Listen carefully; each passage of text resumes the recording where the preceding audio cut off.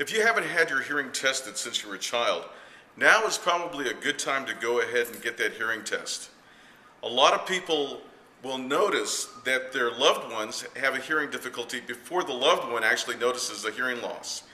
In these cases, they may be missing the high frequency information in speech, such as the soft S or F sounds. These sounds may disappear, and a person with a hearing loss may tell themselves, I don't have a hearing loss, it's other people in my life that are mumbling or they don't speak clearly enough. If you work in a noisy environment or if you conduct recreational activities in a noisy environment where you have to raise your voice in order to be heard, these are potentially hazardous areas for your hearing. In these cases, it's highly recommended to have your hearing tested once a year.